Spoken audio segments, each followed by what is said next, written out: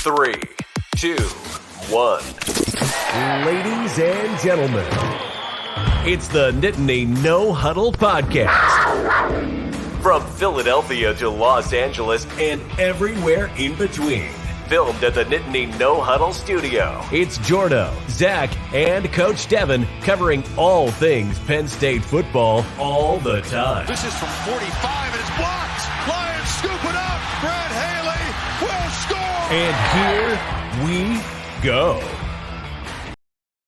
All right, welcome back to another episode of the Nittany No Podcast. Joined with Zach again. Jordo's still busy, but we're gonna give it a go here. Zach, I don't know about you, but I'm pretty excited for the pick'ems this week. So I think we're probably going to get pretty short on this Michigan State. Hopefully Penn State can take care of business. I think there's just so many other really good games that I can't wait to get into that little section later. First things first, I guess we should probably talk about the Rutgers win a little bit. Nick Singleton returning the kickoff for a touchdown. That was cool to see. We haven't had one of those in a while. It feels like, at least. We've been saying all year that he has that talent ability to break one whenever the opportunity arises. Penn State's really rolling right now, and I think that's a really good thing. I was a little nervous listening on the radio in the first half or the first quarter, but then everything just went Penn State's way. They just dominated again. So, Zach, any thoughts on that before we move on? Yeah, I think it started out a little slow, but obviously it's just Penn State. And one of the things I think we're seeing is the depth come through, because especially on defense, we were just talking off air about, I saw a stat today that Penn State has 26 different defensive players that have recorded a tackle for loss. And that's at all three levels of the defense. So I think, defensively, specifically on the defensive side, it just felt like Penn State was living in the backfield. And you saw Gavin Wimsatt just pretty much had like no clue what to do. And there's not a lot you can do when your offensive line is just getting manhandled and the defensive front is in your backfield. And so that was just to see the progression that we've seen, really kind of starting with Minnesota after the Michigan debacle. There's just been a steady climb for me. And this is both offense and defense now, from the Minnesota game, even into the Ohio State game, where they still exposed some of our flaws, but you saw a lot of maturity and a lot of progression just in comparing it to the Michigan game. And then after the Ohio State game, there's a lot of teams that would look at that schedule and say, we're 6-2. Indiana, Maryland, Rutgers, Michigan State, bad this year. It's, let's just pack it in. We can probably half-ass it and win. And it's been really cool to see this team just kind of dominate in a way that we definitely didn't see last year, and we definitely didn't see in 2020. So I think, for me, I'm trying not to take it for granted, especially if you look around the country right now and you see teams like Tennessee who have a national title aspirations on the line, and they go and give up 61 or 63 points. So I think it's important to realize, yes, these teams that we've played the last couple of weeks are not great, but it's college football, it's college sports. Anybody can lose on any given Saturday. And so I think to recognize the degree to which Penn State has dominated these last couple of weeks, I think is really something to be proud of if you're a Penn State football player. And so Michigan State is really another one of those teams where if they play like they've played the last couple of weeks, the expectation is you're going to have another week like that, especially at home, senior day. Absolutely agree. Like you said, they're in a position where it would make sense for them to kind of half go through things, and for them to just dominate the way they have the last 4 weeks. Coming off of that Penn State loss that could have been completely heartbreaking, could have really ruined the season for a lot of teams, where they are beating I know we're unrivaled, but beating their biggest rival, arguably, in the fourth quarter, and then just kind of choke that one away. A lot of teams are going to pack that in. So, excuse me, for them to really respond these 4 weeks, I think it says a lot about Franklin and how he's got this team prepared. And obviously, I don't want to give too much credit to James Franklin, because I'm not sure how I feel about him even now, 10 years in or whatever, and we have him for 30 more. But I think that he has grown up a lot, and I think that this team is playing really, really well. And I'm really excited for them to go in and destroy Michigan State, hopefully, and see where the cards fall and get a bowl matchup that could be really tantalizing and really exciting, and seeing who they can play. which I think is really all Penn State's playing for this week, is hoping other teams kind of take care of some business so that we can get a good bowl game. I think that it's really all we said about Rutgers. That's why we didn't record an instant reaction. Not a ton for us to say in a 55-10 blowout against some crappy team from a crappy state. But we'll just move on to Michigan State. So as always, I wrote down a couple numbers, and then I'll turn it over to you, Zach, to talk more about maybe some in-depth players. I have a couple names written down as well, but I think Penn State is really poised to finish this season on a high note. So things that stand out to me: Michigan State's given up about 240 pass yards a game, and they're giving up about 180 rushing yards. So I think Penn State's going to be able to run the ball effectively. I think Singleton and Allen are going to get theirs, and then Clifford should be able to just kind of maintain their balance. The other thing that really stands out to me, there's two other things, and then I'll turn it over to you. Speaking of the passing game, is that Michigan State's only forced 2 interceptions all season. So I think this is a game where Clifford can kind of get some of that confidence going, trying to make good, effective passes, even though I'm sure you'll bring up the Parker Washington situation. But I think he'll be able to pass the ball when needed, and it won't be as stressful a situation as it has been the last 2 weeks, when we know that Maryland has a good secondary and it rained the whole game. Rutgers secondary was by far the best part of their defense. So I think that Penn State will be able to run the ball pretty effectively. The other thing that stands out is that Michigan State's only averaging about 120 rush yards a game. We talked off camera, and I'll let you kind of go more into depth, but they pretty much have a lot of their pieces back from last year, except for the running back. And I think that is clear how much he carried them last year. So Zach, I'll turn it over to you. Any players specifically you want to talk about, or any other numbers, and then I'll chime in if I think we need more. Yeah, so I'll kind of start where I always do, and a lot of times I like to look sort of big picture within the Big Ten, because I think, different conferences, different styles of play and whatnot, but it's always interesting to see where some of these teams rank in some of the important categories within the Big Ten.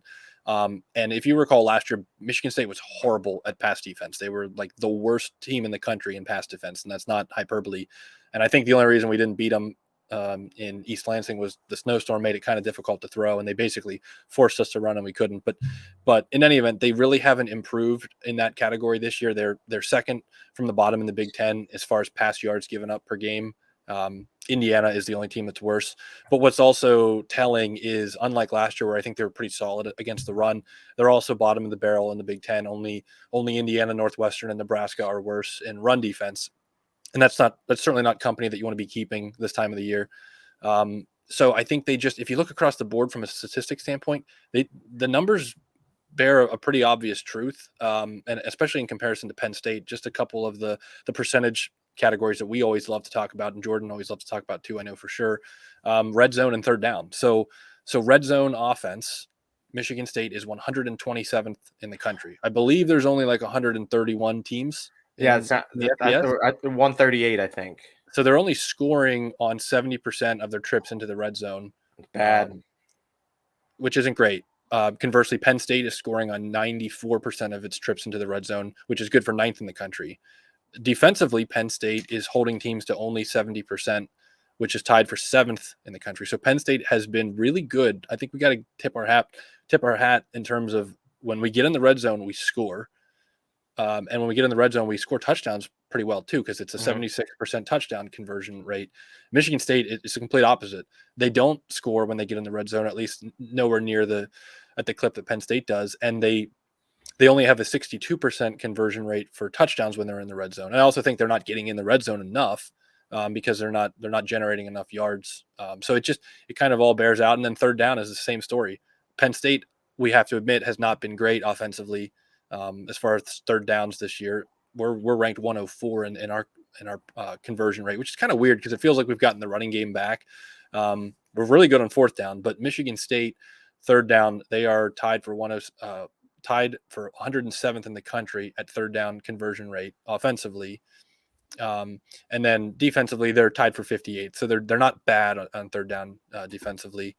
But you just look across the board and they really haven't been great. They're not possessing the ball. They're only averaging 26 minutes per game of time of possession, which we've talked about before, is for different teams means different things. But you look at all the telltale signs, and it tells you Michigan State really has not been that great.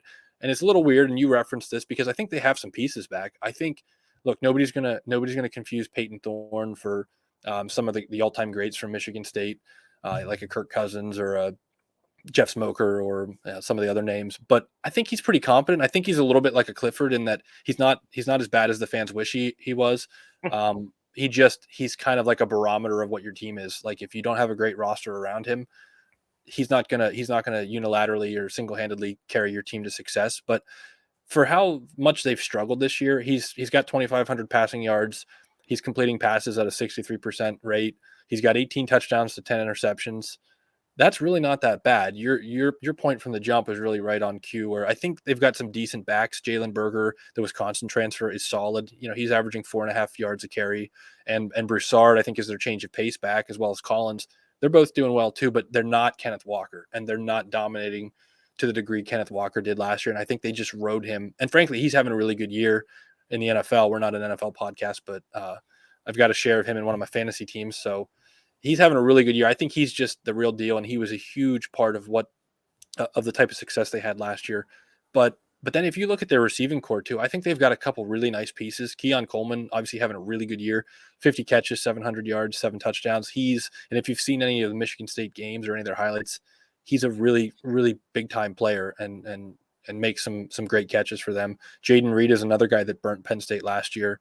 Had a big game in that Penn State game specifically. And Trey Mosley is their number 3 receiver, a little bit more of the possession slot type receiver. He's only averaging 9 yards a catch, but they've got a couple tight ends. They have Daniel Barker, who's an Illinois transfer. He's got 21 catches, and Malik Carr has 14. So they've got weapons. It's just not all coming together. I haven't watched enough of their tape to know if it's the type of thing where you can just sort of exclusively point to the offensive line, but it seems like it because I think they've got weapons. I think they've got guys that can play. And defensively, the name that obviously stands out is Cal Halliday. He's got a whopping 109 tackles. I believe he's actually from Southern Columbia. We've got a loyal follower. Theo may be able to help us out and chime in on that one. He's a native of that particular area of the state, but he's having a really, really good year. They're obviously missing some guys too. They just was announced today that the Michigan prosecutor brought charges against 7 of the Michigan State players related to the tunnel incident at Michigan. So that's definitely not helping the situation when you're already struggling on offense and defense, and then you start losing guys to stuff like that. That's not only is that bad for morale and the appearance and the reputation of the program, but you're losing guys that can help you. So lot of things not going well for Michigan State at the moment. Yeah, I think you pretty much covered everything on there. Just a couple of things that I'll note. The Peyton Thorne situation crushed it, saying like he's not great, but he is not that terrible. And I think the 10 interceptions is really what is hurting him this year. Although 10 interceptions in 11 games, it's not terrible, I guess, but that's not something you expect a big-time Big Ten conference quarterback to have that many interceptions in a season. So I think that's one reason why he gets as much hate as he does, and just kind of he's been there for a while now, so it's the same Sean Clifford situation where you just kind of get tired of the same guy making the same mistakes over and over again. I think Elijah Collins is a name to really watch this week. He kind of broke out last week. Obviously, he's been carrying the ball a little bit for them, but he had his first career 100-yard rushing game last week against Indiana. Jalen Berger also had 100 yards last week, even though they lost to Indiana. I think Elijah Collins is a name to kind of watch because he seems to kind of be getting his rhythm really late into the season. And I didn't really see Jarek Broussard last week.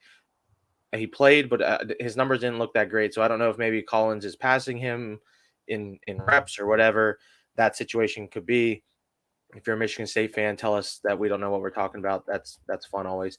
And receivers, I really like Keon Coleman. 6'4", 215, great size for a wide receiver. And he's having a really great season. Like you said, he makes some catches that are really special. And I think he's a talent to play at the next level. And then Jaden Reed, he kind of dipped down a little bit this year compared to last year. I think he's been battling some nagging type injury stuff. Nothing like crazy serious, but just kind of some nagging things. But you might remember this, Zach. I'm like 99% sure he had over 1,000 receiving yards last year, and he's Yeah, only in that. he did. And he's only in that 600 range this year. Sure, Coleman has 700, and you can kind of put those two together. It's just kind of a weapon situation. But I think most people expected Jayden Reed to have a little bit better of a season than he has had, even though he's putting up good numbers, averaging 60 yards a game, 5 touchdowns.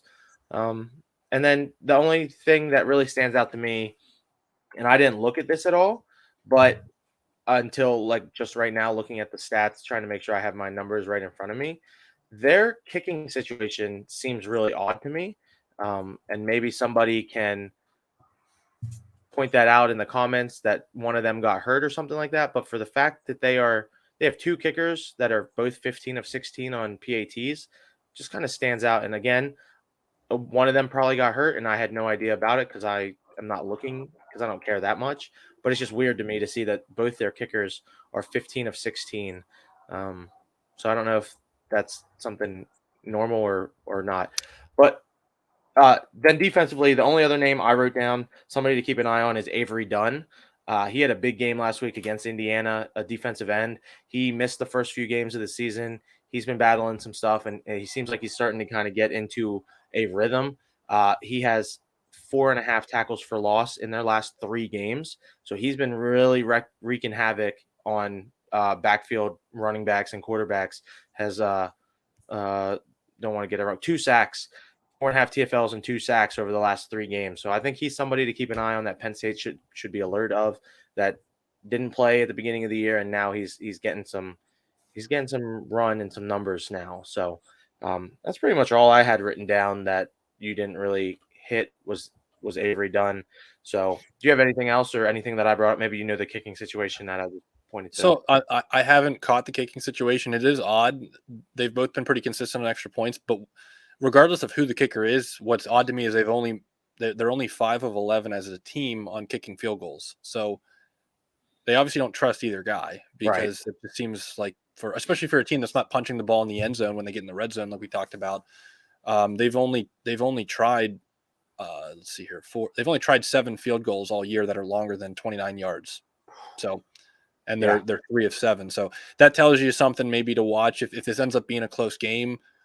That's something to look for, is who is the kicker? What kind of confidence do they have? Is it the type of thing you get into overtime? We talk about this all the time offline. Overtime in college, it's so crucial to have a really reliable field goal kicker, so that you can try different things on different downs and know that we can get the 3 points and then trust the defense to try to hold the other side to a field goal. So that's something to watch for. The other name defensively, and this is one where, again, the Michigan incident really made a bad situation worse for Michigan State. But Jacoby Windman was having a huge year. He was a linebacker transfer from New Mexico that Penn State was actually really high on in the offseason, trying to bring him in to the program. He had 49 tackles and 5.5 sacks and an interception by the Michigan game, which I think was around Halloween.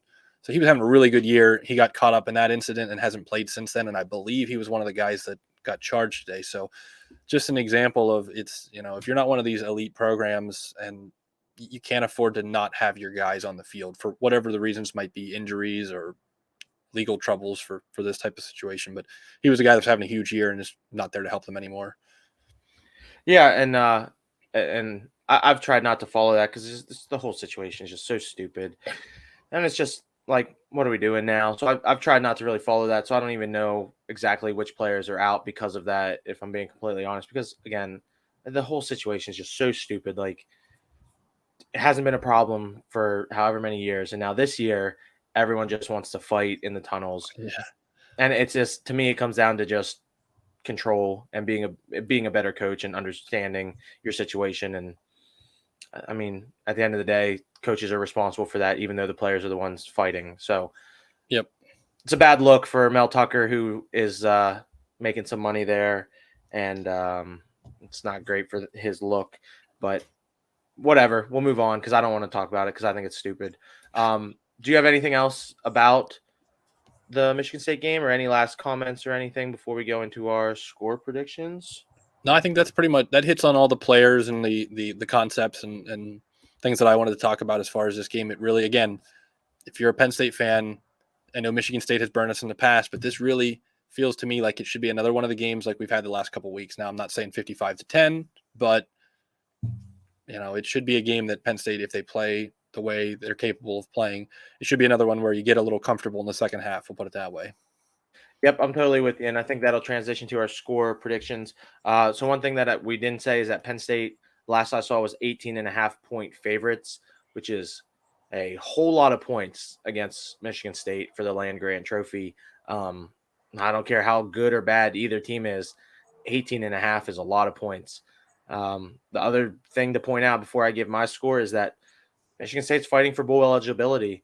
They have a ton to play for this week. I don't think it's one of those situations where their players have checked out mentally.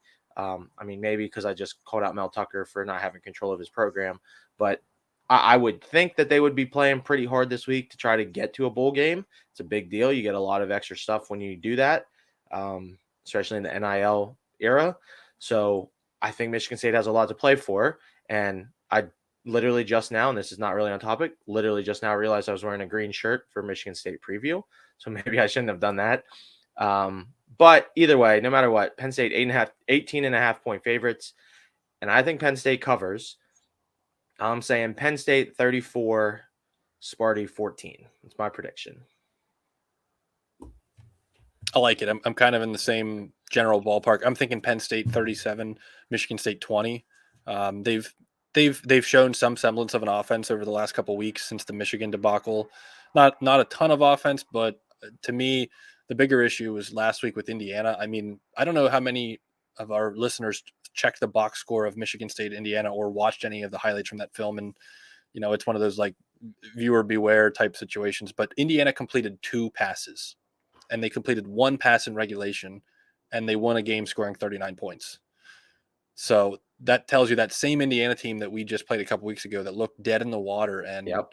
I think a lot of it is Dexter Williams, who we talked about after the Indiana game, still has a lot to do as far as a passer. Obviously, they completed 2 passes, but Indiana really got the running game going. And again, this time of year, cold weather, the ball's hard and slick. I think Penn State gets the running game cranking, and really it's another one of those games like we've said this all year. Like I would love to see Clifford and Aller combine for like 20 passes. Yep, And that'd be awesome. Singleton and Allen both get 18 carries or something like that. That would be awesome, and I think that's exactly what's needed in this type of game. So yeah, I'm thinking 37-20. That's where I'm at. I think that's a great score prediction, and I think I'm pretty much in line with everything that you just said there. So I think that kind of puts a wrap on the Michigan State talk. Hopefully this is a game that we just kind of dominate and we can run the ball. Don't want to say those words and flash the graphic on the bottom of the screen, but hopefully we can run the ball, get Nick Singleton and Katron Allen plenty of carries. I saw they're the first duo in Big Ten history to have 700 rushing yards as freshmen on the same team, which is 700 rushing yards for 2 different freshmen on the same team. That's a pretty huge accomplishment. And I know that it's not like, 700 yards is so much, but for the 2 of them to be splitting carries, for Penn State to not be a run-first offense, or even though they kind of have been the last few weeks, that's a pretty big accomplishment for 2 true freshmen. Yeah, I agree. I think it's not a huge number again, but when you factor in 2 guys with 700 yards, and early in the year they were splitting carries. Well, they've not just been splitting carries between themselves. Early in the year, they were splitting with Kevon Lee and Devin Ford a little bit. So I think it's a massive accomplishment. Again, we've talked in the last few weeks about not just that they've been playing well, but it seems like they're actually getting better and stronger as the season goes on, which is really cool to see. Because and we won't belabor it, but the freshman wall or whatever you want to call it, it seems like they haven't hit that. They've just been exceeding expectations as the season goes on, which is really cool to see. Yep, totally agree. And I hate to be that guy, even because we're 9-2, trying to fight for 10-2, still a chance to go to the Rose Bowl, be in the New Year's 6 bowl game. But I just cannot wait for next season. I think that next year is going to be really fun. So again, I don't want to get too far ahead because I really want to go to the Rose Bowl or at least the New Year's 6 bowl for a team that I thought was going to struggle to win 9 games. So I think that'd be a pretty big accomplishment. So let's go ahead and get into our top 10s. I have Jordo's right in front of me. His is now at the bottom for you. Surprisingly, his top four didn't change. I figured he'd probably change Georgia and Michigan back and forth again, like he just seems to do every week. But he actually kept his top four the exact same in the exact same order, which was cool. So that's Michigan, Georgia, TCU, and Ohio State. He moved USC up to number 5 on board. Kept Penn State at number 6 where he had him last week. Still higher than everybody in America, but not by much once we get to my rankings. Oregon, he moved up to 7. Where it gets interesting is that he moved Utah up to number 8, despite losing their 3rd game of the season. And they were not in his top 10 last week. And I just kind of let it go at this point.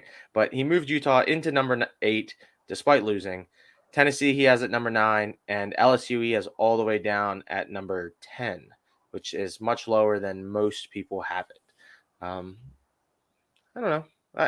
It's not too crazy other than the Utah worst one, top maybe, tens out of Jordo. So I think it's other than the Utah one, I think it's okay. So Zach, you want to go ahead with yours next? Sure. So I've got Georgia at 1. I think they've really started to establish themselves, and I don't think Georgia Tech's going to give them too much of a run. So maybe the LSU game is the last real test. I've got Michigan at 2. I think Ohio State has a slightly better resume just because they beat Penn State on the road and they have the Notre Dame non-con win that Michigan really doesn't. But I think Michigan has just impressed me more in terms of the style of play and the way they've controlled games. Ohio State had another clunker against Maryland, and I have Ohio State at 3, so that's a good segue. But they just, I don't know. There's something about Ohio State, and I talked about it after the Penn State game, and I got a lot of flack in the comments, but I don't think that they're dominating at the line of attack. And I think if you're an elite team, you need to be really good on both lines, and I just don't think they are. So we'll get to that later. And my Ohio State Michigan pick may surprise you given those comments, but I've got Texas Christian at 4. They keep doing it. I don't know how. I think there's a chance they might even lose to Iowa State this week, just because I feel like they're on a knife's edge. And the Chinese fire drill that they ran at the end of the game to get the kicking unit out there. Crazy. Sonny Dykes was like, "Oh yeah, we practiced that. Not worried about it. We practiced that." Okay, I get that you practice that, but in practice, there's not 80,000 fans in the stadium and a clock ticking down that actually will end your season if it hits 0 too fast. So credit to him for doing it and having it work out. But like the cavalier attitude that he had about it was just crazy to me. I agree. All you gained was move the ball into the middle of the field, which is important, but I don't know if that's enough reward to risk not getting a kickoff.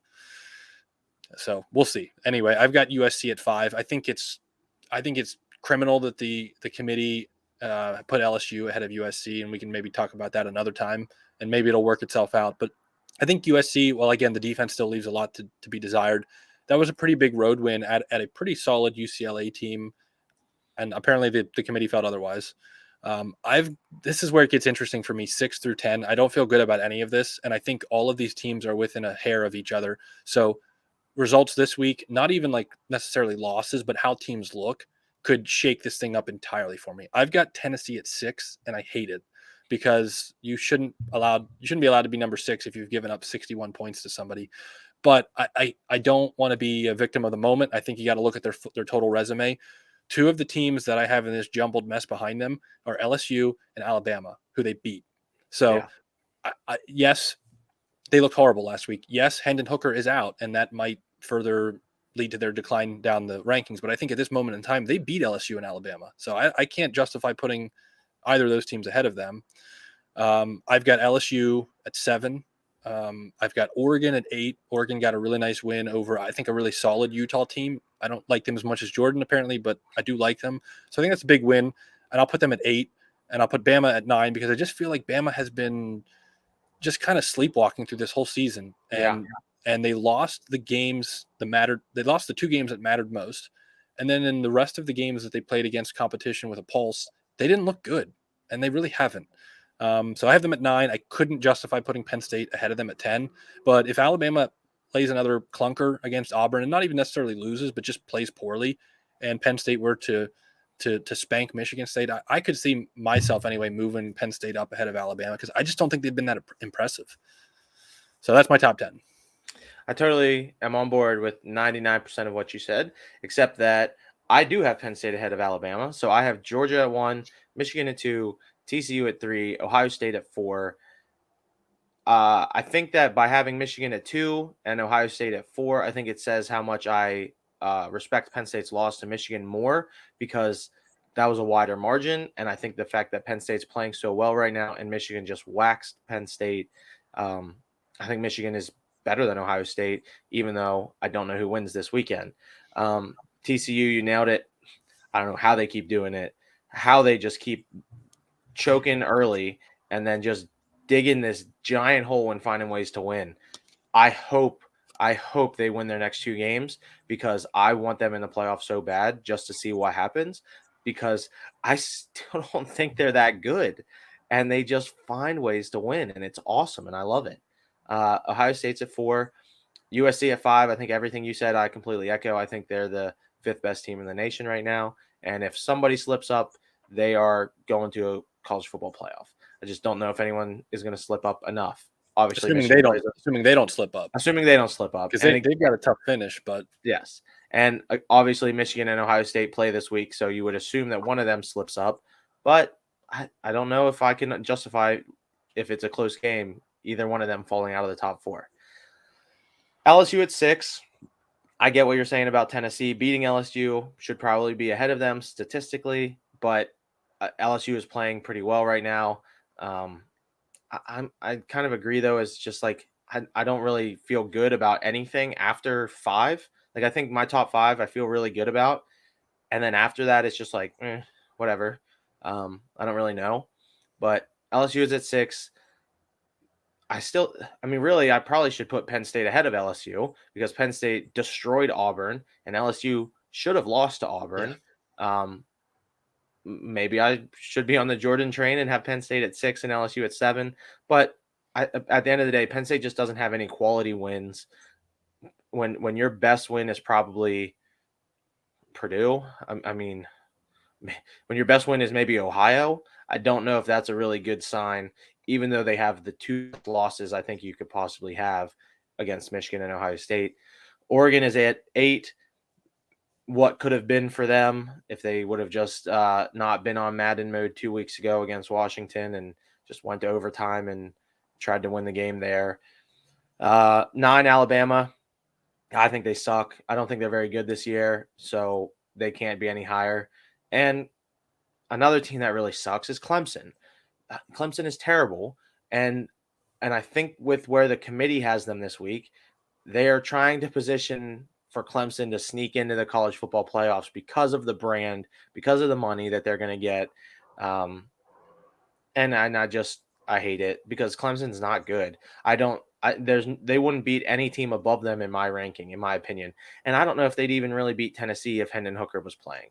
So, and I'll say too, and I don't mean to interrupt, but did you notice who the committee put at 25?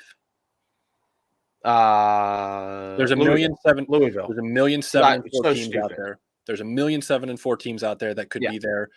South Carolina. I think Iowa could be number 25. I think they're horrible, but I think Iowa beats Louisville.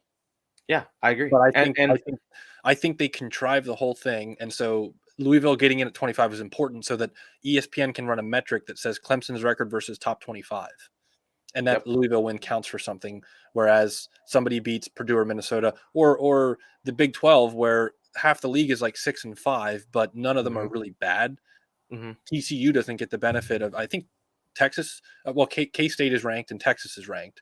So TCU is going to finish the season with, 2 top 25 wins, assuming neither of those teams get upset. And it's going to make it look like they played a weak schedule, when in reality, I think they played every week against a team that could have beaten them. Right. The Big 12, we've been saying it all, especially you have been saying it all season, is that maybe they aren't elite, and even TCU is maybe not an elite team, but they probably have the deepest conference in at least the Power 5 right now, where every single Saturday, no matter who you play, it's going to be a dogfight because of the type of offenses and the way they play. So every game was a game where, like, you could theoretically, going into the game, you could say, yeah, I can see a way that this team beats TCU. Meanwhile, Alabama is playing Austin Peay in the 3rd week of November. And like that should matter.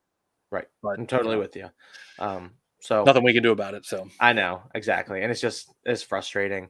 But again, at the end of the day, I think the other conversation we could have very quickly, where would Penn State be if they hold on and beat Ohio State? I mean, we kind of talked about this in the group chat, but because this is a Penn State podcast, I think we can take 3 or 4 minutes and kind of pick this apart. Zach, where do you think if Penn State beats Ohio State? Where is Penn State? Where's Ohio State? Everything else, the whole season, everything else is the exact same, except Penn State beats Ohio State and doesn't choke there in the last 6 minutes. So I would have, at that point, Ohio State would have a loss, and so we'd only have 3 undefeated teams, and I would have Penn State at number 4. I think I just sung TCU's praises, so I don't think I can say I'd have them in front of TCU. Clearly, we couldn't be in front of Michigan, or Georgia, obviously. But I think there would not be any other one-loss teams. Clemson, no. If we have an Ohio State win, Clemson's not even close.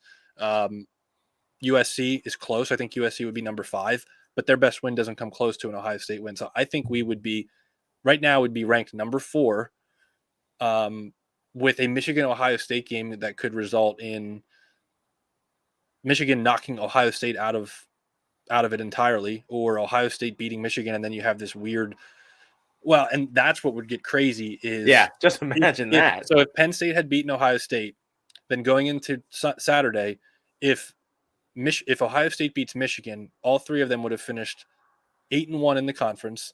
All 3 of them would have finished 11-1. They would have had identical records within the 3 of them. They would have each been 2-1 or 1-1 against the other 2 teams. Mm-hmm. They would have had identical records within the Big East, which is one of the Big Ten East, which is one of the tiebreakers. They would have had identical records against their crossover opponents, 3-0. None of them would have lost to a team from the West. And so I think the last tiebreaker, it's like page 29 in the tiebreaker book, is whichever team is ranked the highest in the college football playoffs would go to Indianapolis to play the West. And that would be who would the committee put there? Because Michigan waxed Penn State, but Penn State has the win over Ohio State, and then it would have created such an unfair situation where whichever one gets the benefit of the doubt and gets to go to Indianapolis gets the extra data point of a win over Iowa or a win over, and then how could you let them out? Like, so that team is automatically gets put into the playoffs basically, unless you believe that Iowa or Purdue could somehow beat the East champ. That would have been the most chaos that the playoff committee has ever faced. Yeah, which would have didn't happen though. But I think we'd be number 4. I'm assuming you're probably going to say the same thing, and we'd be number 4 right now. I honestly, I think I'd probably have us ahead of TCU. Okay, because of that quality of win. That one huge win. Yeah, that one huge win. And losing at Michigan, I think obviously maybe if that game was a little closer, I could justify it a little bit more. But you look at who TCU has beaten, even though we just sang the praises of like the Big 12 is super deep. I still don't know where those teams would fall when they played Big 10 teams, even though the Big 10 is clearly down this year. It's Michigan, Ohio State, it's Penn State, and it's everybody else. Yeah. And that everybody else is not as good as usual. I still don't think that, like, I don't know, like Oklahoma, the way they're playing this year, like, would they be the 4th best team in the Big 10 still? I don't know, because it's just a totally different style of play, to where I still think like Iowa or Illinois or Wisconsin, like one of those teams could beat Oklahoma, I think. Right. So I think I'd probably have Penn State at 3 ahead of TCU. But I can see that. I think it comes down to how you value. I think you can definitely say that at the end of the season, TCU would have had more Saturdays where they walked into the stadium where there was a reasonable chance of them losing than Penn State would have had. Yes. But would TCU be undefeated if they had played Ohio State? That's really what, like, if you don't believe TCU would beat Ohio State, then I think you're justified in that hypothetical scenario in putting Penn State ahead of them. But I've been watching that chaos for years, waiting for a year where Ohio State beats Penn State beats Michigan, Michigan beats Ohio State, or some sort of 3-way tie at the top there. And it hasn't happened yet, because it seems like Penn State and Michigan are never challengers to Ohio State at the same time. Yeah. It seems like one of us is down a little bit, but I'm just waiting for one of those years where, and that's where I think having a non-con where you're playing somebody actually would be really, really important, because I think the committee, like, I think this year, if it ended that way, I think Michigan's the first one out because they would say Yeah, Penn State went on the road and Penn played State Auburn. might have the best As bad as as terrible as it was. as bad as Auburn is, I mean, I think the committee would say they went on the road to the SEC, and an Ohio State challenged a Notre Dame team that the last couple of years has been a top 10, top 12 team. Michigan's the odd man out there, and then you have a head. Once you do that, then you'd have the head to head. Theoretically, under this hypothetical, Penn State would have had the head to head over Ohio State. But can you imagine the fan bases if you had a situation where would burn. which team gets to go to Indianapolis is decided by the whims of the committee as opposed to some sort of on the field result? Like that's chaos. And I don't know how else you would do it other than a coin flip, because that tiebreaker is there's no breaking that tie because it's a perfect circle. Exactly. You can't break it. Right. But I mean, the other thing is, like you said about it, you've been watching this, like with USC and UCLA joining. Now what happens? Is that scenario even going to be a possibility anymore? Because do they reshuffle? Is it really Big Ten East, Big Ten West, or do they want some sort of a legends and leaders type thing to try to get more? Or do they just scrap divisions and do pods? Or correct? Like I think the ACC is actually going to just one division, and they have a couple protected rivalries, and then so it's going to get crazy. But I mean, I think between last year and what I suspect will be a bloodbath in Indianapolis this year, I think the Big Ten will be thrilled to go away from the divisions, because I think it's starting to become kind of an embarrassment and like a joke when these other conferences like LSU, Georgia, it's a really compelling game, right? Obviously the ACC doesn't have that, but the Big 12 over the years has had a lot of compelling championship games. And then you look at the Big 10 and it's just like, other than that couple year stretch where Wisconsin was like kind of elite, it's just sort of been a joke. And I don't think that's good for the brand of the Big 10 if you're putting out a product that even Big 10 fans are like, yeah, this is a joke. Yeah, totally agree. And I think that will change, like you said. Whatever happens when USC and UCLA join, or if they are able to convince one or two more teams to join and get to the number that they really want, it's going to change. So obviously this has all been hypothetical for those in the comments that maybe just tuned in the middle or something. Like, we were just throwing it out there. What would have happened if Penn State would have won? So it didn't, and Penn State's going to be either 9-3 or 10-2 and headed to still a respectable season. Anyways, let's transition. Get that behind us now that we're, at least I am frustrated that, man, what could have been. But we'll move on to our pick'ems. Where is our ticker here? Oh, here's our standings. So Zach is now one game under 500 at 41 and 42 for the season. He had such a huge hot streak going, but now he's a little under 100. I don't think I've had a winning week in quite a while. Yeah. Luckily, none of you have really taken advantage of it too much yet, but I just keep tying you. Like every week, I just get, even though I try to pick opposite of you sometimes, or last week I went straight with what I thought was and didn't care who you picked. I still just tied you with the exact same 3-5 record, and it's pretty frustrating because I'm only 6 games back. Like I for as bad as this season has been for me, I'm only 6 games back, and I've left the door open because I think like the last 4 weeks have been like all 3-5s with maybe a 2-6 in there. Yeah. So I like the opportunity for somebody was there to close the gap. It hasn't happened. I'm still rounding out. It's not over yet, but it's going to take a crazy week, especially for you, but even kind of for Jordan. Yeah. And there's still time even this week, because then we have conference championship week that I'm sure we'll probably do a podcast for that, previewing the Big Ten championship game, making our picks for all those games. And I still think we should pick every single bowl game and give me a real chance at winning. Like, let's just do it. Let's just do every single bowl game. And even the ones that even the ones that we don't know what they're called, pick them all. I like it.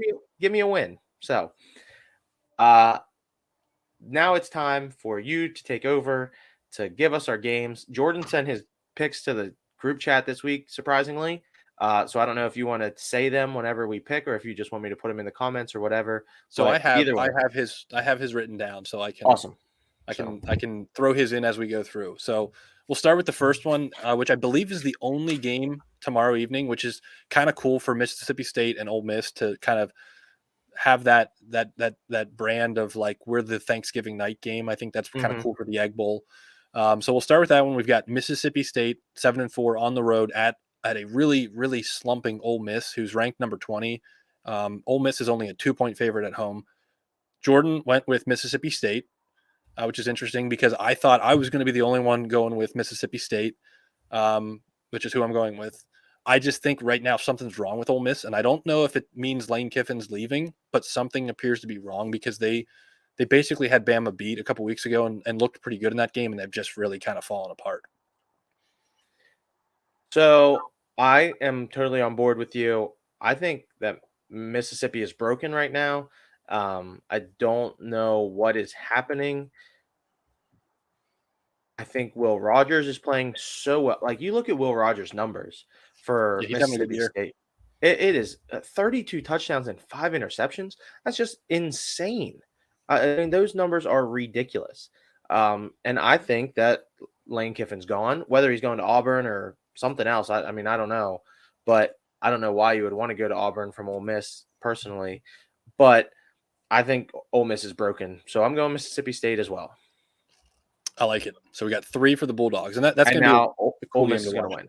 Yeah, Ole Miss. that's probably what's going to happen. So Friday, I think this is the only Friday game we have. This is a pretty cool one too. Number 19 Tulane at number 24 Cincinnati. This game basically will decide the American who wins the regular season title for the American Conference. Excuse me.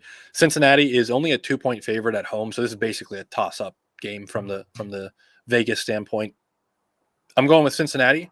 I think Tulane's had a really nice year. I think it is basically a toss-up game, and I think being at home for Cincinnati is big. I think also Cincinnati having a lot of guys on the roster who played in the playoffs last year. This type of huge game, really, really pivotal game, I think that's big for Cincinnati to just kind of have that experience. But I think it's going to be a good game. I think it's going to be a close game. Jordan also went with Cincinnati. So far, Jordan and I are 2 for 2 on the same picks. So who do you got, Deven? I have Tulane. I think it's really interesting to me that both these teams, their one loss in conference is to UCF, who has found a way to work themselves out of this conversation. But I really like Michael Pratt. I think Tajay Spears, I hope I said his name right, but he's having a really good season for Tulane. They're putting up like 430 yards of offense per game. I think they're just going to be able to move the ball. And I get the whole Cincinnati with the experience and all that stuff, but I think Tulane is a little bit better in all honesty. So I think they have a lot to play for. It would be really special for them to make it into the highest group of 5 and go to a New Year's Six bowl game. I think it would just be really cool for them. So I think Michael Pratt has a big game. Ben Bryant for Cincinnati, he's a pretty solid quarterback. His numbers are pretty good too. I just don't think they have enough. So I'm going with Tulane. I like it. And I like the Tulane story this year too. And obviously the committee likes it because they have them at 19 and Cincinnati at 24. And not to drag this out any longer than it needs to be, but you referenced UCF, which I think is really, really crazy that they have wins over it's basically the equivalent of like if Penn State had a season where they beat Ohio State and Michigan and then lost to other like people. Illinois, Indiana, and Purdue and didn't win the Big Ten. Like that's kind of crazy the way that's played out for them. But I guess the Auburn fans would say, well, that's life with Gus Malzahn maybe, but we'll move on and we'll stop digging at Auburn eventually. Just kidding. We probably never will, but Never. All right. The next game is the big one. Obviously we've got number 3, Michigan at number 2, Ohio State. Vegas is saying this is about a 7.5 point game in Ohio State's favor, which for me seems a little high. I think one of the things probably you and I will both talk about is some of the injuries on the Michigan side and how that might affect things. But it seems to me like a toss-up game. Jordan went with Michigan, which isn't surprising. He's been low on Ohio State all year and fairly high on Michigan. I've also, I think, been as down on Ohio State as anybody, and I think I've consistently been like that through the season. I'm just really concerned with Michigan right now. I'm not convinced Blake Corum is healthy. They've been really non-committal about him. The tight end Schoonmaker has been a big weapon for them in the passing attack. He didn't play last week. I've heard some scuttlebutt that he's good to go. He might be able to play, and they just held him out sort of precautionary. And then the other name, a guy that we talked about Michigan week for Penn State was Mike Morris, the defensive end. I think he's their best pass rusher. and he wasn't there last week, and he's another one of those names that they're kind of non-committal about. So I think if Michigan was fully healthy and didn't kind of lay an egg like they did last week against Illinois, I would probably be picking Michigan, but I'm going to pick Ohio State, and I don't like it. But I think that they've got enough offensive weapons to just kind of get by. I think it's going to be a really close game. I don't think either team is good enough to really pull away from the other. So Jordan's going Michigan. I'm going Ohio State. Deven, who you got? I hate this more than anything, maybe all season, but I'm going Ohio State. I don't think Blake Corum's going to play this week, and I think that is sadly the difference. And it really sucks for this game to be so big, so crucial, and for Michigan to not have their Heisman candidate. I think whenever Ryan Hayes accidentally told a reporter, quote, he's a great player, but I think everybody else is going to step up with him out, and I think we're up to the challenge. I don't think he was supposed to say that, and I think that it was pretty clear that he means Blake Corum, and he means that Blake Corum is not going to play. And unless he's just trying to get in everyone's head and said that on purpose so that people are thinking he's not going to play, all psychological. It's Michigan Ohio State week, so that wouldn't necessarily surprise me. But I don't think Blake Corum plays. I think he's out, and that means Ohio State wins, and Ohio State goes to the Big Ten championship game, and Ohio State goes to the college football playoffs, and that sucks. So It is what it is, but I got Ohio State. I like it, and I'm with you. I think it does suck. I mean, I don't like throwing credit to other Big Ten teams, but I think Blake Corum, to this point, should be in consideration to be going to New York. Yep. I think that everyone's talking about him as if he's kind of like in the mix, but he's kind of far down the list. He has been the engine that has driven Michigan all year. And obviously we've talked about how great their offensive line is, but it's not like he's just getting the ball and nobody touches him and he's down the field 20 yards.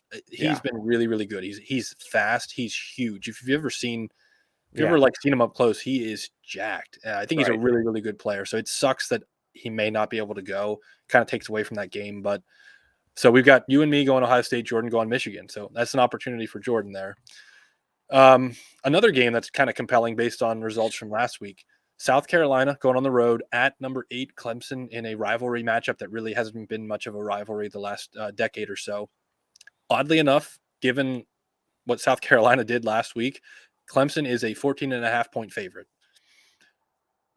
That said, I'm going Clemson. I think they win. I think South Carolina covers. That's a big number. I think I think you can have some fluke games over the course of a college football season where things just go right.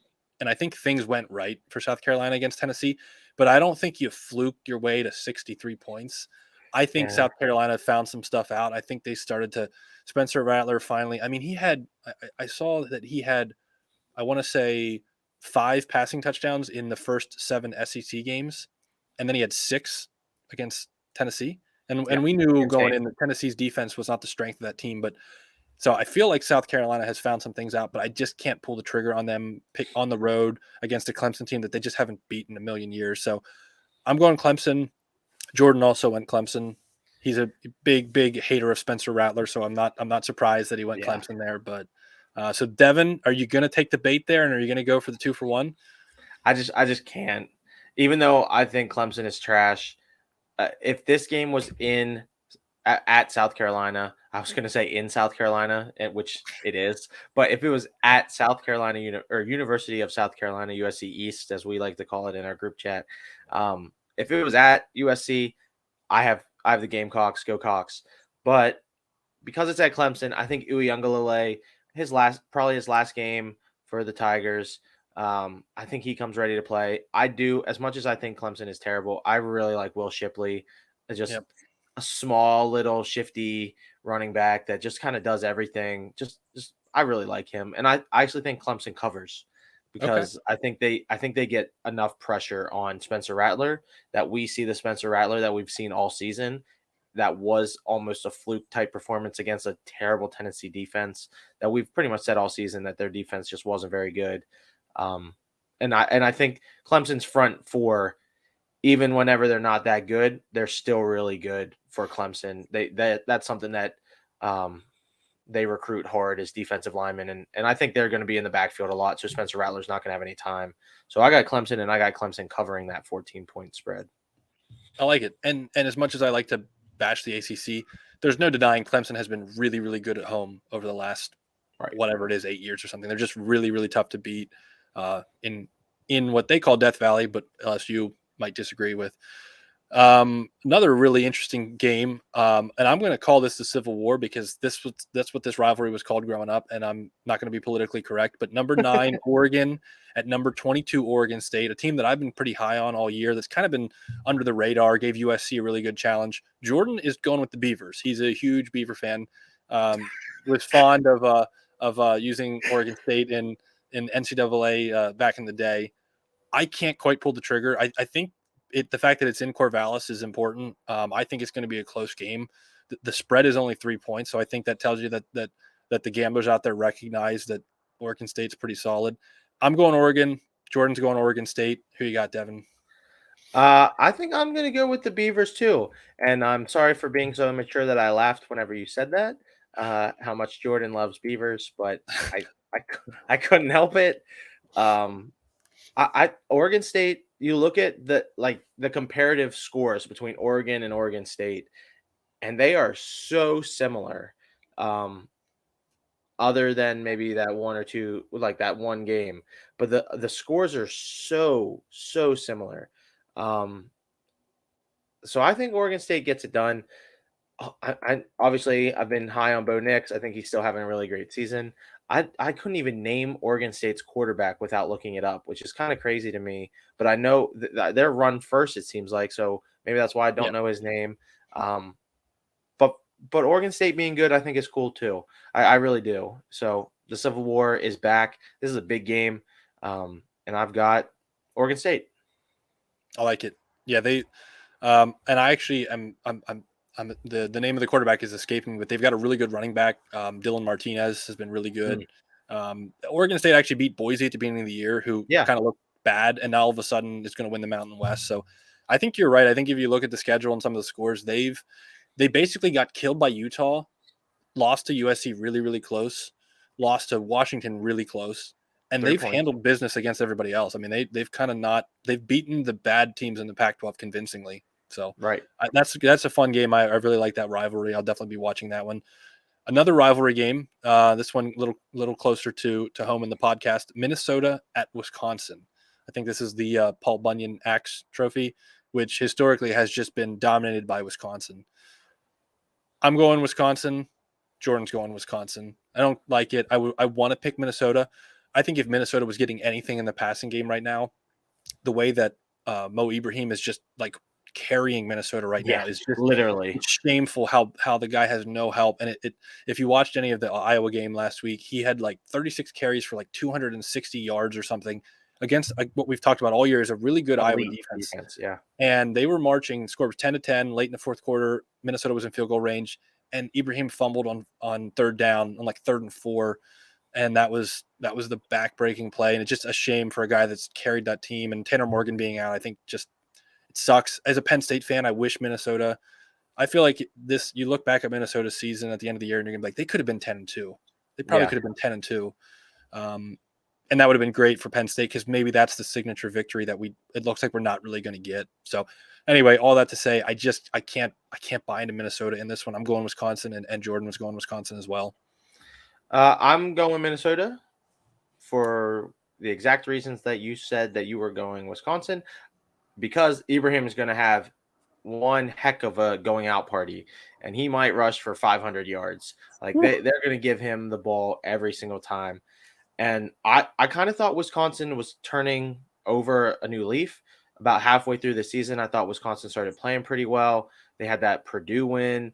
And I thought things were going well, but then they didn't look good against Iowa, and they should have lost to Nebraska last week. So I don't think Wisconsin is at all good. Not that I think Minnesota is good, but I think that Wisconsin it does not have the pieces to stop Mo Ibrahim the way that like an Iowa tried to. So I'm not trying to be hyperbolic. He might literally rush for 300 and 350 yards because they're going to give him 40 carries, going out party, send him off, have a great game. Because if I'm him, there's not a chance that I'm playing in their bowl game. 0% chance. Oh yeah, I mean, I'm not the getting poor hurt. guy. Like, if you're an NFL team, do you draft him? Like, the guy has been just abused this year by Right. PJ Fleck. But I mean, the other thing I'll say in this one, and I'm pulling up. So the last couple games, so Minnesota scored 10 points last week, 31 against Northwestern, 20 against Nebraska. Wisconsin scored 14 points against Nebraska last week? 15. 15, and my computer's not loading. What did I they think score 10 against the week Iowa? before that. 10 against Iowa? I don't care what the under is. Go right now, take out your child's college savings account and put it on the under in this Wisconsin-Minnesota game, because there's not going to be – I think Ibrahim's going to run the ball a lot and he's going to get yards, but there's not going to be a lot of points. No, totally agree. Moving on, we got 2 left. This is probably the second biggest game of the week, I would say, as far as the playoff implications go after the Ohio State-Michigan game. Number 15, Notre Dame, heading west, taking on USC, number 6, USC. In Los Angeles, and USC is a 5.5-point favorite, which seems about right to me. I think Notre Dame has improved enough to be basically like a make it a touchdown type spread. I'll go first because you go first. Who do you got? You've gone first every time, and I feel bad. I have USC by 1 million. USC is going to destroy them, 40-10. Notre Dame is an absolute fraud. They are not good at all. They had one quality win, quality in air quotes, because it was Clemson, where everything that could possibly go wrong for Clemson went wrong. If you go back and watch that game, Clemson basically, it almost feels like Clemson bet money on Notre Dame to win that game because of how many stupid things they did. Was there 2 defensive touchdowns in that game? I know there was at least 1. Was there 2? I'm 99% sure there was 2. Yeah, it was just a weird game. Yeah, and it was not at Clemson. It was in Notre Dame. So right. I think Notre Dame is an absolute fraud, and I think USC knows that if they win this week, that maybe even losing in the Pac-12 title game, depending who it's against, they might still find their way into a college football playoff if they win this week, because obviously the committee loves Notre Dame. How the heck they are at 15 when they've lost to Marshall and Stanford blows my mind. Think about it. Notre Dame is 4 spots behind Penn State, 4, and they've lost to Marshall and Stanford. What is happening? USC by 1 billion. I like it. And on that point, Notre Dame, I think they jumped a couple spots last week, and part of it was just teams losing, but they beat Boston College, who lost to Rutgers, who we just beat, who we killed. So I don't know. Part of me wonders if, because again, I've always believed that the committee sets up the top 4 or 6, and then they backfill the rankings to totally agree. Justify. And so I think they were like, okay, LSU, we'll throw you a bone right now, but if USC beats Notre Dame, they leapfrog you. And I think part of ranking Notre Dame that high is sort of part of that. And then it just becomes a question of like, okay, LSU, we will let you in, but you have to beat Georgia. Right. You have to beat Georgia in the SEC title game. I'm with you. I think Notre Dame has improved. I mean, I think there's no denying that they've definitely improved from the Marshall loss and the Stanford loss, but I don't think they have the offense. I think their only chance is to play like ball control and get some breaks defensively. But Caleb Williams, I'll say this: if I had a Heisman vote, it would go to Caleb Williams. I've been a CJ Stroud basher all year. I feel like Stroud is just standing in a clean pocket, throwing to wide open receivers most of the time. Caleb Williams does not have that luxury. Obviously, they've got Jordan Addison. They've got some good talent on offense, but the offensive line, I don't think they're elite as far as like a national recognition goes. And defensively, USC is flawed. I mean, they have needed Caleb Williams to carry them all year. You look at a lot of their games, and the one thing they have going against them is their resume. They've got some close wins against teams that they really shouldn't have.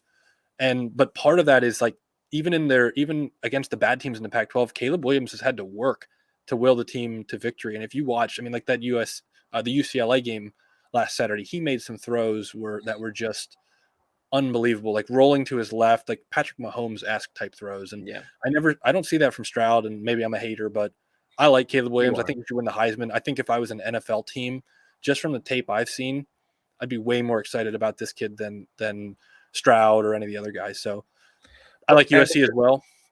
Before we move on, because I'm on a mood right now, and I'm trying to diss Notre Dame as much as possible. So back to that Clemson game, they had a blocked punt return for a touchdown. They had a 96-yard interception return for a touchdown. They recovered a fumble and scored 3 plays later on an 11-yard drive. So right there, 21 points, and that's what they won by, 21 points. Yeah. The other thing, like you said about beating Boston College, who is one of the worst Power 5 teams, 2 weeks ago, they should have lost to Navy, who is also not good. They have a pretty tight win over BYU, who has turned out to be a complete fraud. They beat Cal by 7 points. Like, whoever is looking at this Notre Dame schedule on the college football playoff committee and says Notre Dame is the 15th best team in the nation, they need to be fired.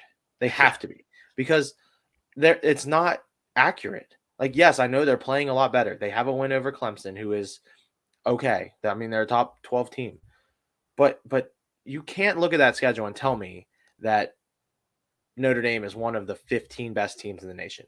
We both have them at 17, so it's not like I guess I'm technically just kind of splitting hairs here, but for them to be at 15, in my opinion, makes it seem like somebody has them even higher than that, because the odds of all the people in the college football committee playoff room saying, yep, they're 15th best, probably is not, because there's going to be a couple that are like, yeah, they're 18, 19, which means that there's a couple that have to say, no, I think they're like 11, 12.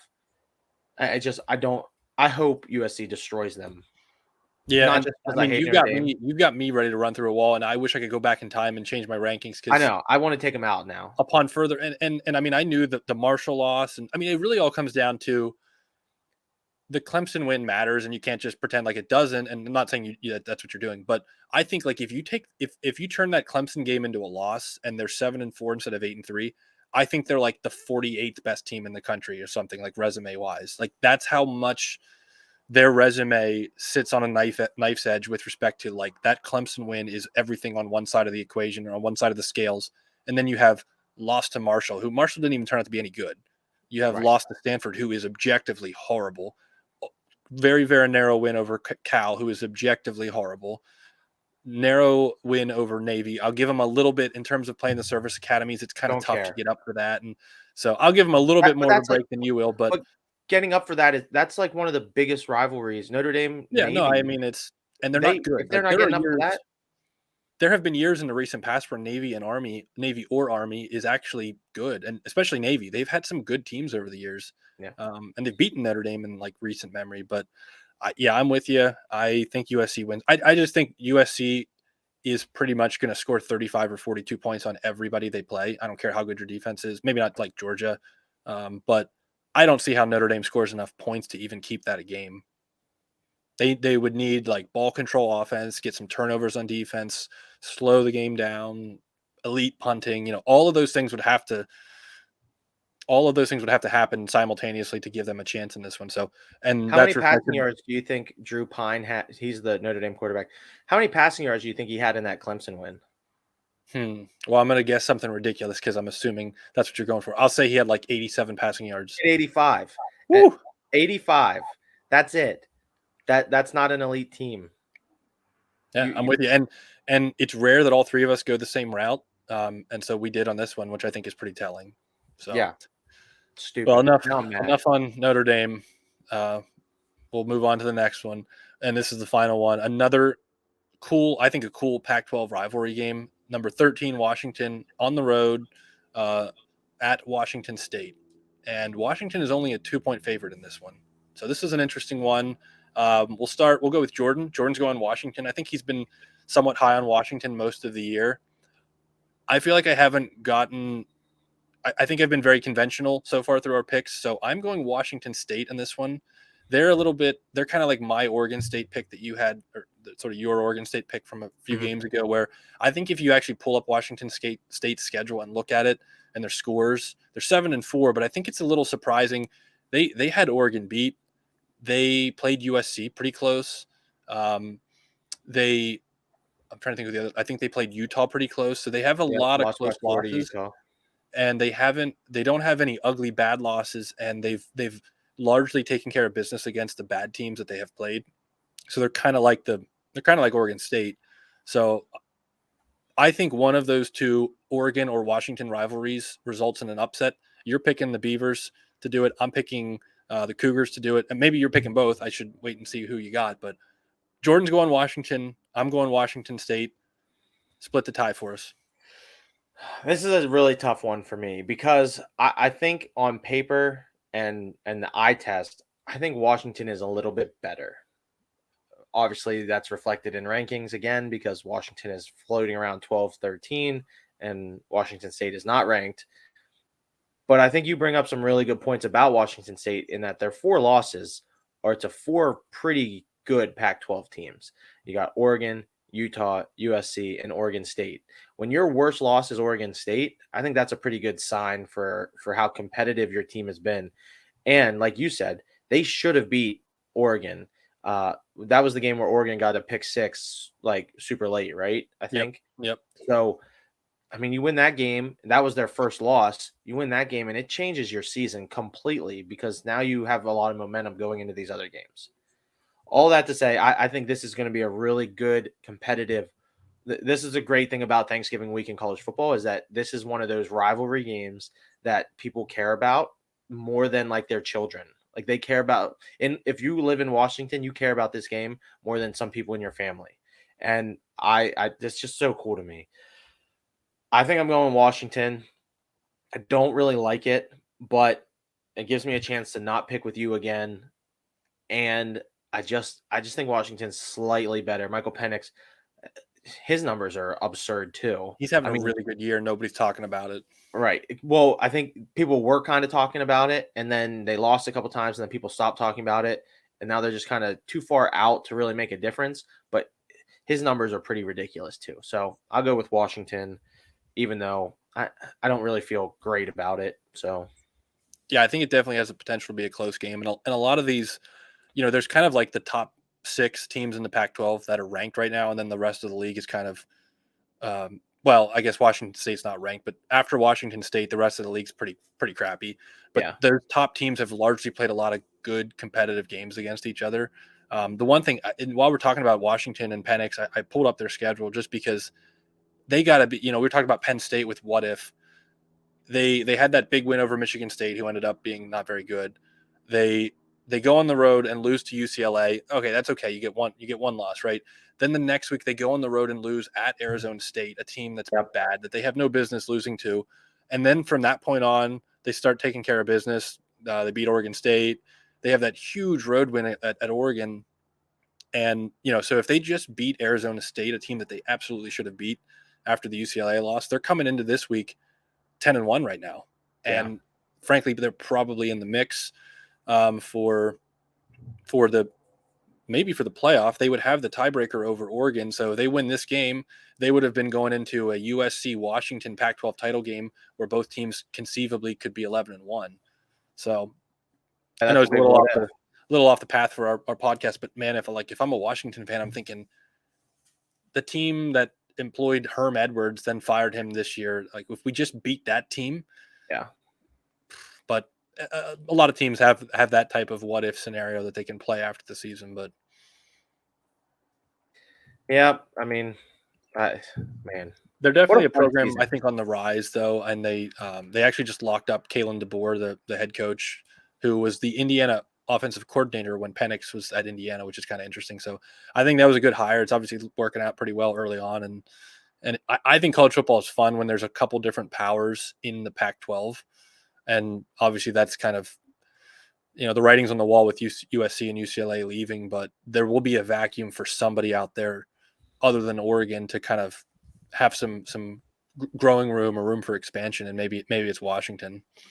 Yeah, I agree. I think that Washington could build something out there, and kind of be that obviously with Oregon and depending what happens there, but kind of be the next best Pac-12 team, and really kind of get some recruits out there that maybe you wouldn't normally expect because of them being successful in the Pac-12. I think it could happen. But I just kind of sitting here listening to you talk and zoning out a little bit. Like, what a fun year of college football this has been. I mean, there's years where it's so obvious, like, oh, it's going to be Alabama versus Georgia for the national championship, and then like everybody else kind of sucks. But man, what a fun year! I don't know. I just kind of reflected on it here for a moment. Like, it's been a really fun, exciting year.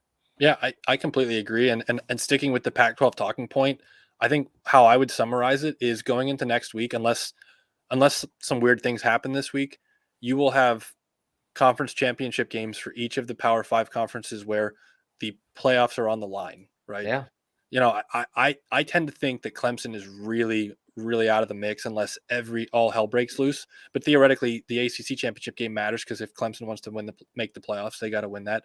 And then all the other ones, obviously the Big Ten, USC, and the Pac-12, if assuming they don't lose to Notre Dame, TCU, and then obviously the SEC title game. Every one of those Power Five conference championship games will have implications conceivably for the national title, which is cool, and I think is needed to defeat the hegemony that is the SEC every year. Just Alabama, Georgia, and then maybe like Ohio State. The great thing about college football, if you think back to like our childhood when it was really like in the 90s and the early 2000s, is USC was an absolute powerhouse. Miami in the Big East at the time, you had a truly national sport that had powers in all of the different regions of the country. And I feel like we're kind of starting to get back to that. Lincoln Riley going to USC, I think, is a big part of that. And obviously them coming to the Big Ten. But, the next step, I guess, is will Texas ever be back? And I think the answer to that is no. And joining the SEC is not gonna help them do that. So, but anyway, to your point, I think that for me is when it gets cool, when it's no longer just, if you follow college football, the SEC is the only thing that matters. Make it a national sport again. I think that's when it gets fun. Yep, I'm with you. So I guess our last thing here, do you have a super dog? Obviously with it being rivalry week, there's not a ton of like wide spreads this week. I have 2 written down.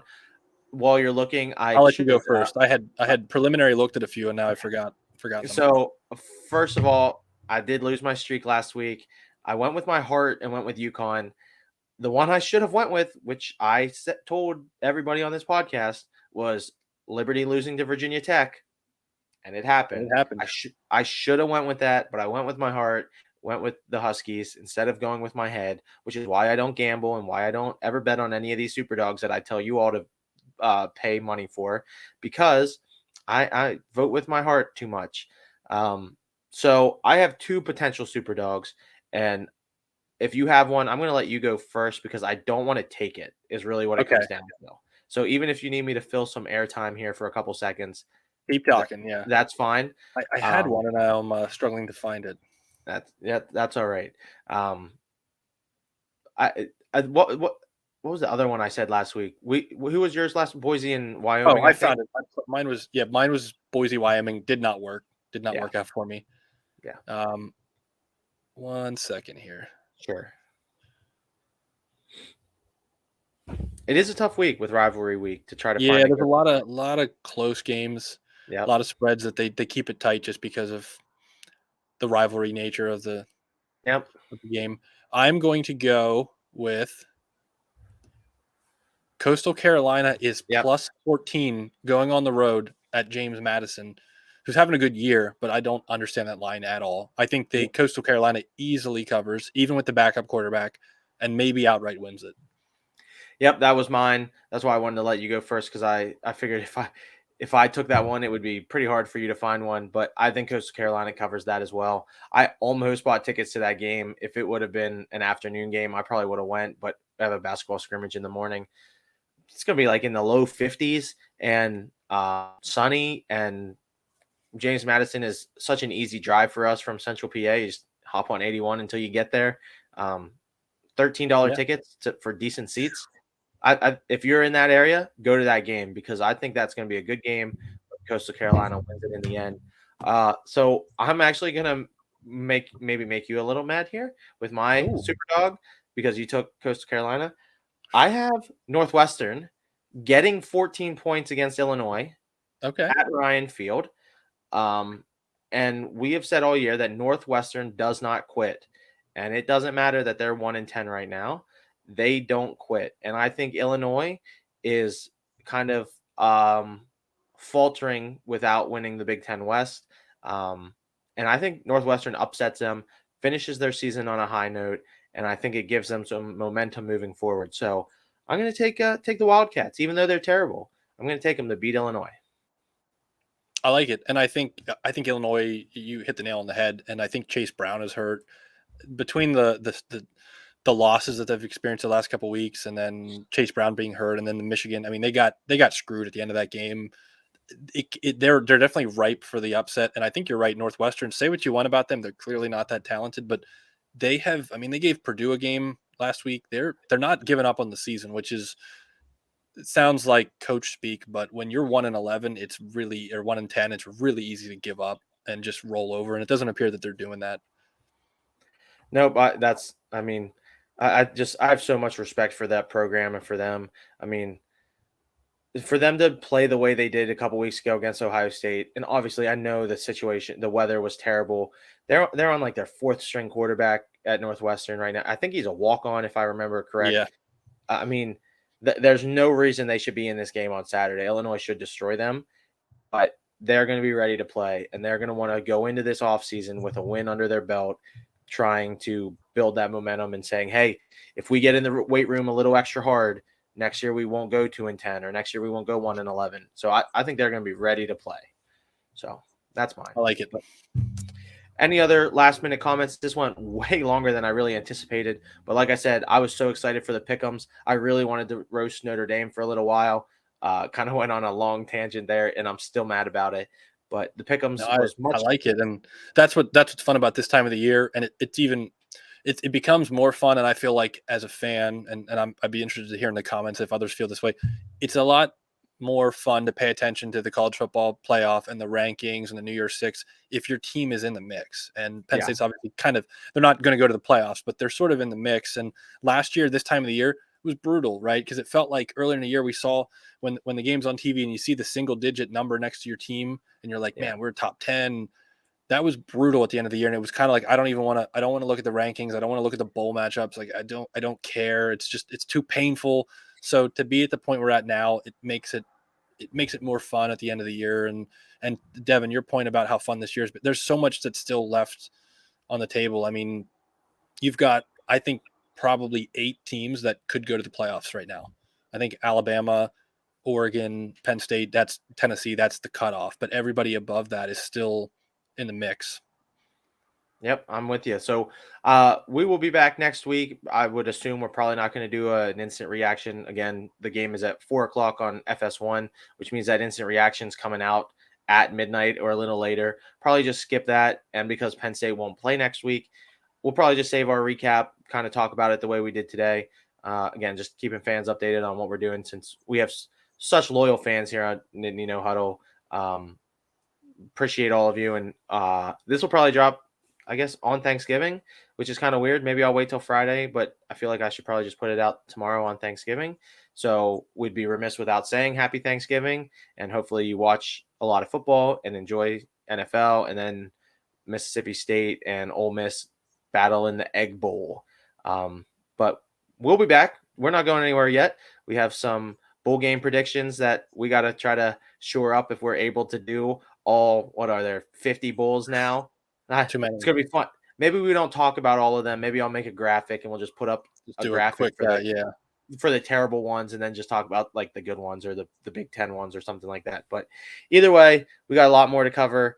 And hopefully Penn State takes care of business this weekend. So Zach, any final words? Nothing else. All right. Happy Thanksgiving, everybody. And we will see you next time. Thanks for watching the Nittany No Huddle podcast. Check us out on Instagram, YouTube, and Facebook. Podcasts are posted weekly on YouTube, Spotify, and Apple Podcasts. Make sure to like and subscribe so you never miss one of our new shows.